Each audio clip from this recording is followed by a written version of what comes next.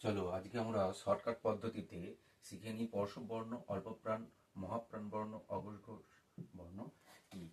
প্রথমেই আসি পর্শব বর্ণ। পর্শ মানেটা কি? পর্শ মানে হচ্ছে ছোঁয়া।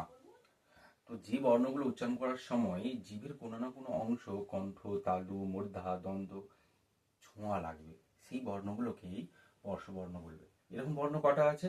না, এরকম বর্ণ কম আছে, এরকম নয়। ক থেকে ম পর্যন্ত আছে, অর্থাৎ এখানে দেখলে বুঝতে পারবে যে ক থেকে ম এখানে যে বর্ণগুলো আছে এখানে তার সংখ্যা 25টি। 25টি বর্ণকে পর্শব বর্ণ বলে। এবার আসা যাক অল্পপ্রাণ বর্ণ কাকে বলে। অল্পপ্রাণ নামের মধ্যেই দেখো তার উত্তরটা লুকিয়ে আছে। অল্প মানে কম, আর প্রাণ মানে নিঃশ্বাস বায়ু। তাহলে যে বর্ণগুলো উচ্চারণ করার সময় কম নিঃশ্বাস বায়ু বেরিয়ে আসে তাকে বলবে অল্পপ্রাণ বর্ণ। যেমন দেখো, বর্গের প্রথম এবং তৃতীয় বর্ণ, বর্গের প্রথম এবং তৃতীয় বর্ণ অল্পপ্রাণ বর্ণ। একই রকম মহাপ্রাণ ঠিক তার বিপরীত।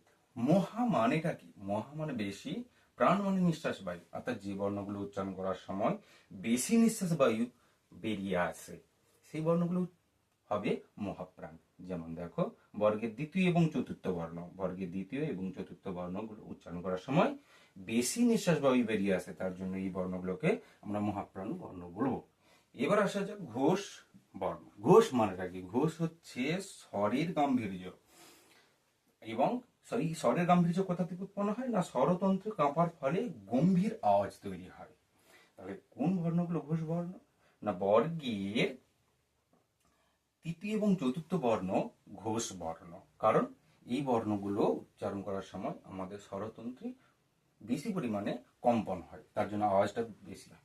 আর অঘোষ, অঘোষটা ঠিক তার উল্টো, প্রথম এবং দ্বিতীয় বর্ণকে বলা হয় অঘোষ বর্ণ। ওকে, সেখানে কি হয়? না, সেখানে এই স্বরতন্ত্রী কম কাঁপে।